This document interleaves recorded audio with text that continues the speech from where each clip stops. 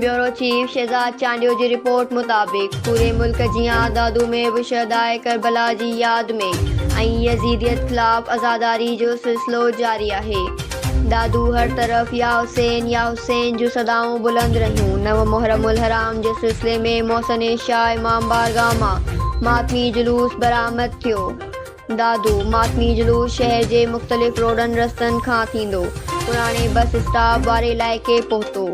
दादू मातमी जुलूस पंहिंजी मंज़िल तरफ़ रवां दवा है जेको शाम 4 बजे वापस मोहसिन शाह वटि नहर थींदो जिथे मजलिस बर्पा थींदी। दादू मातमी जुलूसन में वॾी तादाद में मोमिनन शिरकत कई। जुलूसन में मोमिनन सीना खूबी कंदा रहा।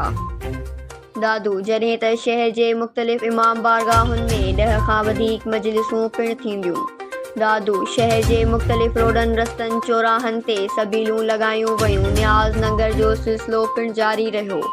दादू ज़िले में मातमी जुलूसनि ऐं मजलिसुनि जे सेक्रेटरी लाइ 3053 पुलिस जा जवान ऐं 100 रेंजर्स जा जवान मुक़रर कया विया आहिनि। दादू जॾहिं त ज़िले जूं 11 इमाम बारगाहूं इंतहाई हसास 13 हसास करार ॾिनियूं वयूं आहिनि। दादू ज़िले में 43 मजलिसूं इंतहाई हसास 93 हसास करार ॾिनियूं वयूं आहिनि। ज़िले में 42 मातमी जुलूस इंतहाई हसास ऐं 71 हसास करार ॾिना विया आहिनि। दादू ज़िले में 333 मजलिसूं 269 मातमी जुलूस बरामद थींदा।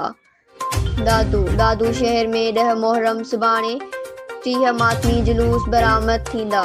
दादू ज़िले में मोबाइल सर्विस पिण सुबुह 10 बजे खां मुअत्तल रही जेका राति 12 बजे ताईं मुअत्तल रहंदी। न्यूज़ सिंध एक्सप्रेस न्यूज़ दादू।